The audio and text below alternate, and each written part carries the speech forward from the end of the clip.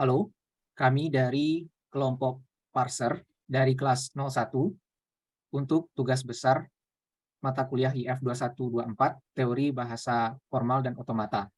Kami akan menjelaskan hasil dari pengerjaan tugas besar kami, yaitu program parser bahasa JavaScript dengan menggunakan program dengan bahasa Python. Saya akan memulai untuk share screen dan menjelaskan hasil dari program yang telah kami buat. Sekarang saya menampilkan folder dari program kami, yaitu folder parser. Sesuai petunjuk, pertama kami akan menampilkan dulu di terminal git log dan git status.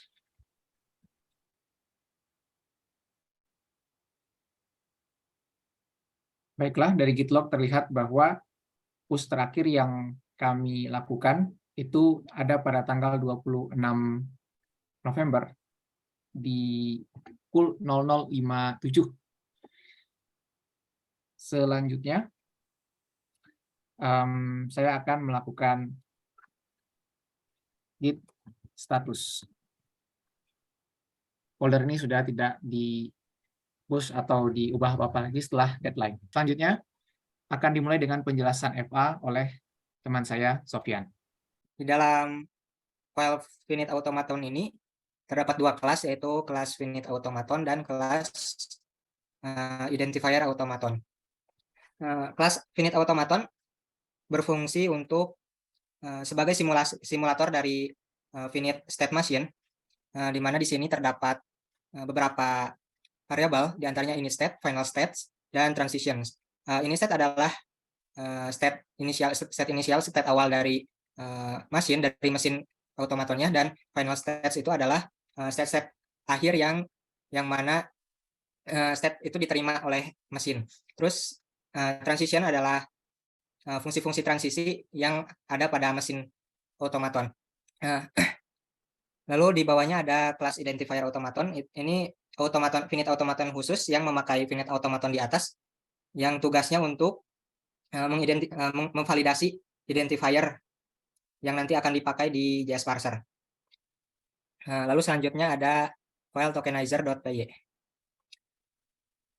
Tokenizer.py seperti namanya, tugasnya adalah memisahkan konten file ya menjadi substring yang memiliki makna leksikal.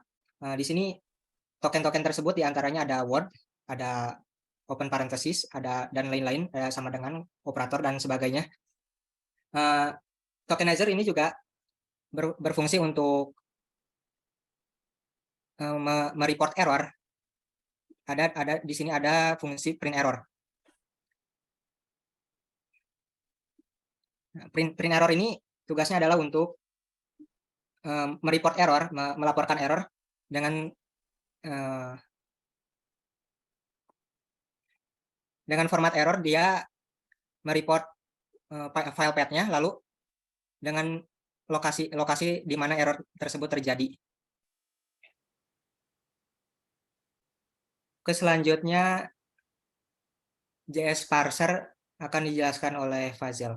Oke, dilanjutkan dengan JS parser. Sebelumnya, saya akan mengklarifikasi terlebih dahulu algoritma yang kami buat.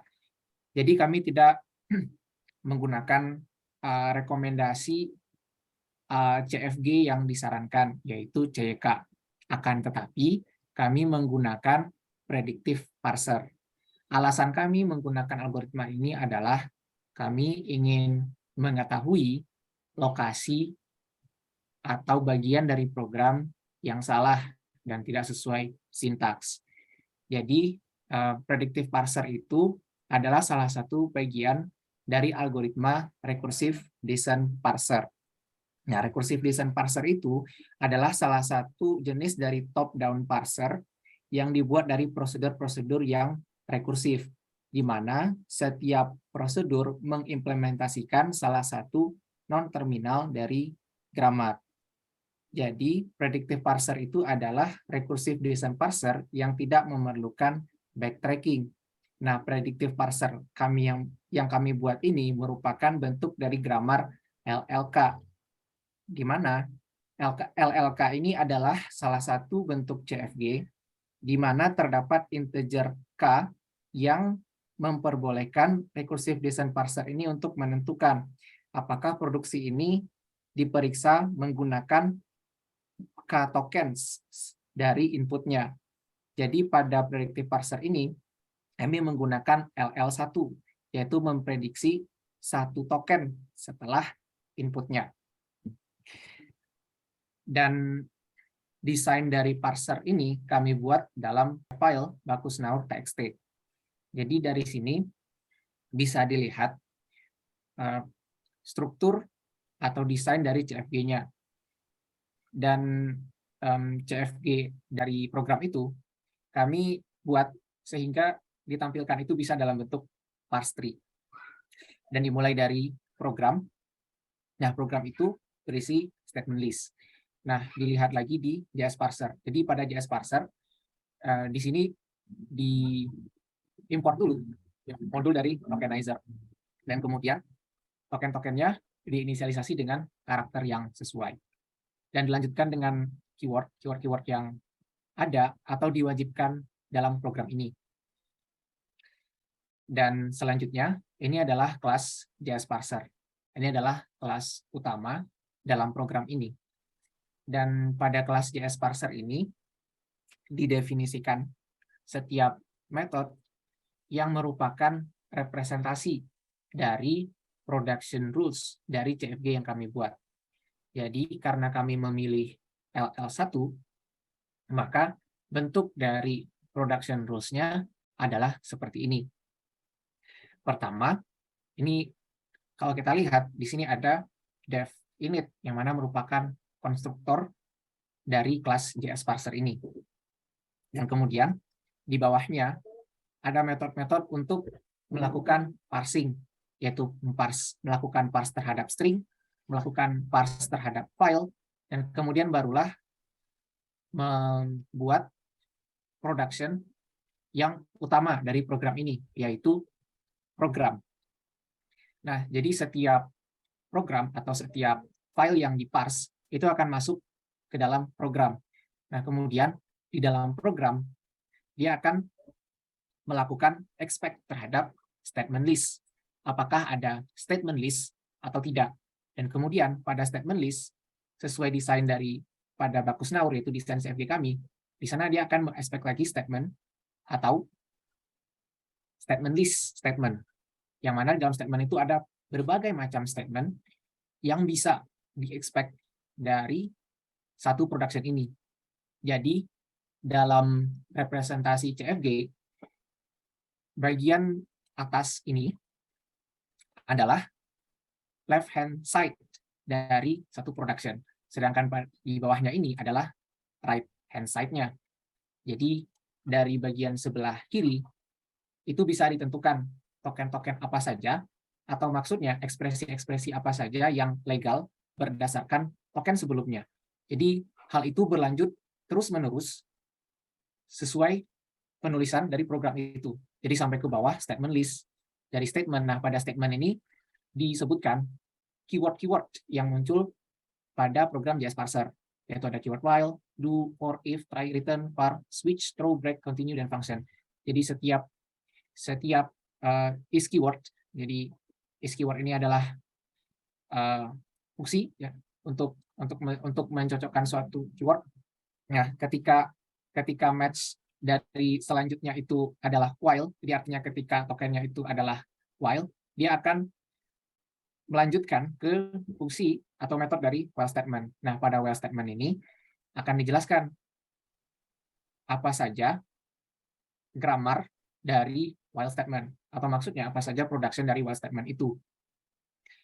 Jadi ketika ada while statement, maka harus ada kurung buka. Ditandai di sini ada token kind.openParent. Maka dia harus ada kurung buka. Dan kemudian ya harus juga ada kurung tutup. Dan ada juga expression. Nah, di dalam while itu juga ada statement lagi yang menyatakan aksi yang dilakukan di dalam loop. Jadi Begitu juga dengan fungsi-fungsi lainnya, seperti for. Dan ini fungsi atau algoritma dari for statement ini adalah apa saja aturan-aturan yang diperlukan di dalam statement for. Begitu seterusnya sampai if, switch, switch case, try statement, return statement, throw, break statement, continue statement, function declaration, parameter list, parameter catch clause, dual statement, label statement, expression statement, variable declaration, variable declarator, expression, conditional expression, assignment expression, logical expression, or expression, and expression, binary expression, comp, comparative expression, bit expression, and expression, mul expression, po, expression, unary expression, update expression, member expression, primary expression, object expression, properties, property, array expression, array element, identifier, literal, numeric literal, string literal, consume token, consume keyword, check, and no file, dan is keyword. Dan pada bagian paling bawah, ini adalah untuk melakukan interaksi dengan command line. Kemudian dengan secara umum desain itu bisa dilihat di Bacchus-Naur. Seperti desain dari grammar yang kami buat dan ekspresi-ekspresi apa saja yang bisa dievaluasi dari program ini. Baiklah, begitu penjelasan dari saya mengenai algoritma parsing yang kami buat. Selanjutnya untuk test case akan dilanjutkan oleh teman saya Rifko. Dan share screen akan digantikan oleh teman saya Rifko. Oke.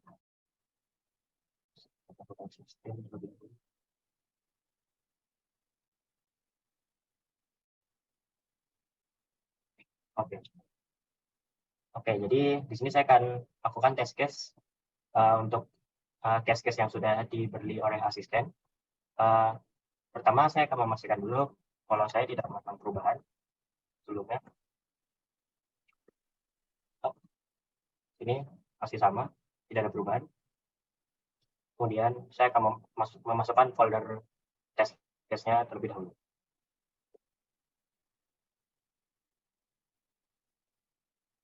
Oke, ini folder test case-nya.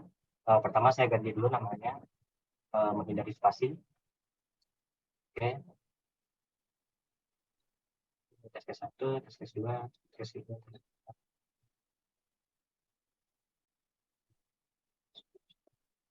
Oke. Sekarang kita coba dari test case pertama. Komennya yaitu Python, letak JS parser yaitu JSC. Kemudian letak file JS yang mau dites yaitu test.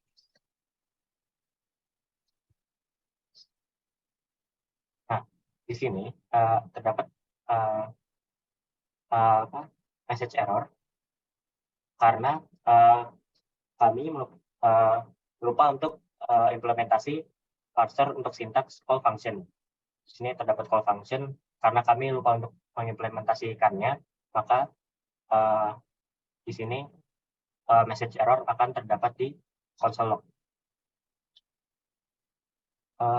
Kemudian jika dilihat lagi untuk message error-nya, di sini ada letak error-nya, yaitu path-nya di tc1.js, kemudian 20 ini barisnya, baris ke-20, kemudian 12 ini adalah kolom ke-12. Jika kita klik control klik, maka akan langsung ke tempat error-nya. Di sini terlihat message error-nya juga, yaitu expected semicolon but got ini kurung, bukan kurung. Untuk memastikan bahwa tidak ada kesalahan selain console log ini, kita tinggal memberi apa yang diminta ini, yaitu expected semicolon. Apabila kita menghapus ini setelah console log ini menjadi seperti ini, kemudian kita run kembali, maka dia akan mengeluarkan tree-nya, atau ini adalah tanda bahwa JS ini diterima. Kemudian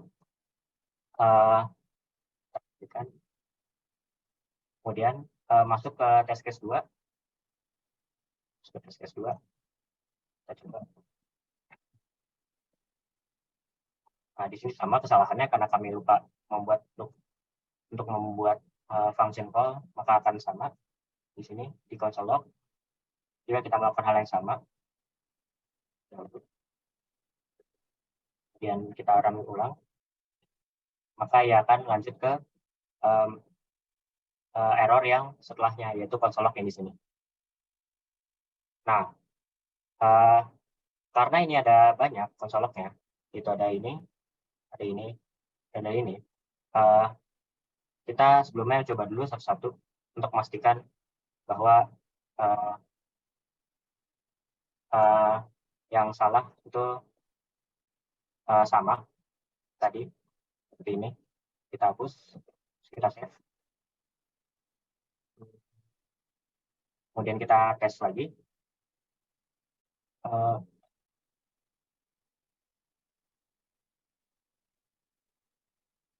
Oke, terus kita tes lagi, maka akan keluar yang di sini, di console log setelahnya. Kita bisa juga membuat setelah ini itu menjadi komen. Jadi setelah console log ini menjadi komen seperti ini. Nah, ini juga tetap berhasil. Kita coba. Nah, ini akan, oh ya, belum bisa maaf. Nah, ini akan mengarah ke error yang selanjutnya, yaitu di console log yang terakhir ini. Jika kita melakukan hal yang sama, yaitu dijadikan komen, kemudian di save, di run kembali. Nah, ini baru akan mengeluarkan ini yaitu tanda bahwa ininya berhasil, parser berhasil.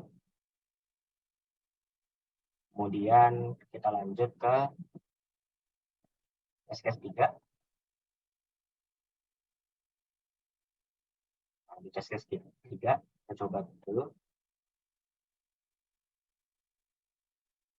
Nah, di sini ada message error, yaitu di delete. Delete ini kita juga lupa mengimplementasikannya untuk delete ini. Jadi pasti akan mengeluarkan message error karena kita lupa mengimplementasikan parser untuk delete ini. Jadi dia keluarnya unexpected use of keyword karena kita tidak membuat. Jadi dia bakal mengeluarkan unexpected dan titik letak salahnya ini. Kita bisa menjadikan ini langsung di komen. Ini untuk mengetes apakah selain di delete ini ada kesalahan lain sebelumnya, yaitu di atasnya atau mungkin setelahnya. Kita tes kembali. Nah, ini berarti tandanya sudah benar. Maka kesalahan kami adalah di delete ini, karena kami tidak membuat parser untuk delete. Sama seperti sebelumnya, kami tidak membuat parser untuk call. Sini juga parser untuk call, kesalahan kami adalah di situ. Ya, lanjut ke test case 4. Oke.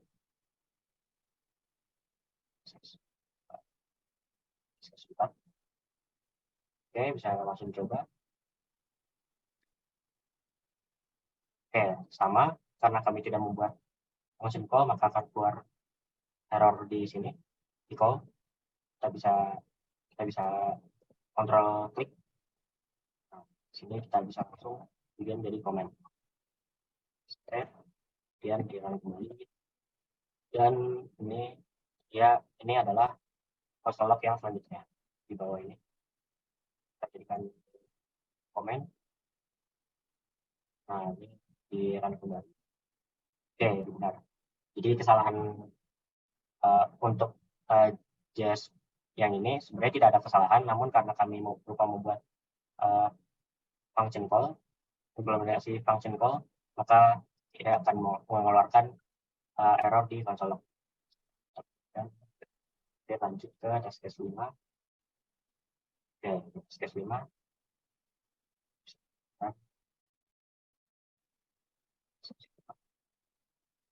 Oke, sama sepertinya di konsol. Kita lihat di mana. Pertama, oke, kita jadikan komen. Kita run lagi. Oke, ini di mana? Oh, selanjutnya di konsol. Oke. Jadi yang test case 5 ini sebenarnya benar, untuk aksesnya sudah benar, namun karena sama seperti tadi kami lupa membuat yang call, maka akan mengeluarkan error di sini di call console log ini.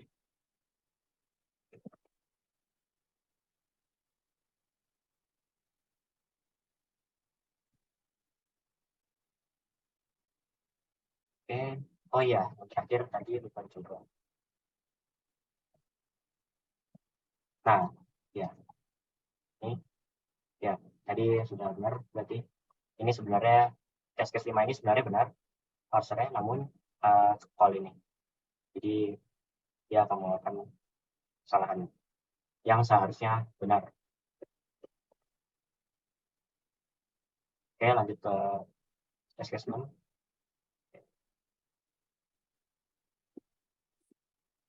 Ini test case. Oh. Nah, ini di sini akan mengeluarkan error yaitu di case 1. Itu di sini. Mengapa? Karena ini adalah statement if, expression if. Case ini, switch case ini akan berlaku untuk switch case saja. Yang case 1, case 2, case 3 ini dan default ini akan berlaku untuk switch case saja. Nah, untuk memastikan kesalahannya itu ada di if ini, kita coba ganti if ini menjadi switch. Nah, coba. Nah, maka akan mengeluarkan kesalahan lagi, yaitu ada di console log. Namun yang di switch case ini sudah benar, karena sudah lewat sini. Karena console log ini sudah lewat di switch case ini. Nah, karena jadi kesalahannya sama yang sebelumnya console log ini, jadi kita hapus, kita jadikan komen, kemudian kita run kembali. Nah, ini akan mengeluarkan hal yang test case 6 ini benar, karena if yang tadi jika ini if itu salah, karena case ini itu hanya berlaku untuk switch. Ya. Oke. Lanjut ke test case 7. Oke, test case 7. Oke, di sini terlihat kesalahannya ada di if. If ini dia expected kekurung lebih dari 1. Oke, di sini kesalahannya ada di setelah if itu dia harusnya terdapat kurung untuk statement. Karena 1 lebih dari 0 ini adalah statement. Nah, tapi setelah if ini dia harusnya terdapat statement, yaitu ini, dan terdapat kurung ini. Nah, ini baru dia benar. Kesalahannya di sini. Misal dia cuma menambahkan buka kurung seperti ini, maka dia akan mengeluarkan kemungkinan besar akan mengeluarkan error juga. Nah, terlihat di sini dia seharusnya ada tutup kurung. Nah, tapi hanya ada buka kurung brawl. Oke, di situ kesalahannya. Kemudian jika kita benarkan seperti ini, kita run kembali, tes lagi. Nah, akan mengeluarkan ini hal yang benar. Nah, ini sama seperti sebelumnya. Ini console log, call tadi, kita ubah jadi komen. Oke, kemudian kita langsung saja bisa yang ini ubah jadi komen. Nah, ini kita run. Nah, ini akan benar.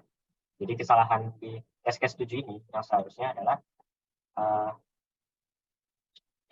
adalah ini dalam kurung ini ada dalam kurung ini.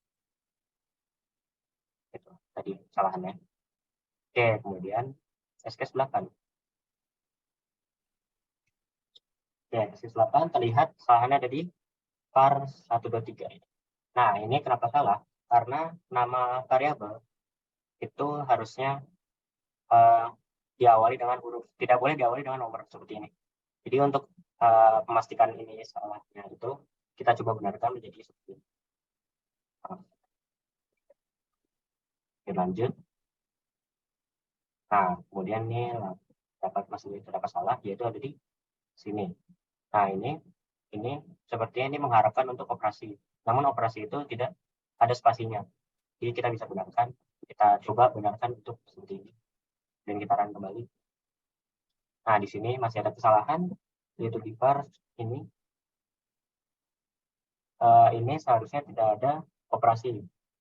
Karena var AB ini deklarasi deklarasi variabel, dia seharusnya setelahnya tidak ada operasi ini. Kita bisa coba hapus. Kita bisa bikin AB123 ini menjadi sama variabelnya. Sekarang lagi. Dan, nah, ini masih ada kesalahan terakhir sepertinya. Di sini AB, oh ya, karena ini let ini deklarasi dan seharusnya setelahnya itu tidak ada ini lagi, deklarasi variabel baru lagi. Harus dipisahkan dengan antara spasi seperti ini atau dengan semikolon. Ini karena di sini dia expected-nya semikolon, kita coba ikuti. Kita kembali. Nah, maka proses ini akan benar. Oke, di situ kesalahannya ada di nama variabel dan operasi var AB dan let ini. Oke, kemudian lanjut ke tes case 9. Tes case 9 terlihat di sini langsung ada error, yaitu di continue. Nah, kenapa ini salah? Karena continue ini hanya bisa dimasukkan di loop statement, loop expression. Maaf. Jadi ini seharusnya jika ingin memasukkan continue itu di dalam for ini, karena loopnya ada di sini dan block statementnya di sini, jadi harus dimasukkan di situ. Nah, kemudian yang ini kita bisa jadikan komen, coba. Kemudian ini seperti ini, kita coba run. Nah, akhirnya akan benar. Jadi kesalahannya ada di letak continue ini, harusnya di dalam for-nya ini, yaitu di dalam block statement ini. Setelah block statement itu, dan terakhir test case 10, kita langsung run saja. Nah, di sini ini karena di sini try ini seharusnya ada catch atau finally. Di sini kita bisa coba langsung benarkan contoh benarnya gitu. Seperti ini. Catch block statement. Kemudian kita run kembali. Dan kita bisa coba juga finally. Bisa run kembali. Oh iya, maaf, try itu hanya bisa catch.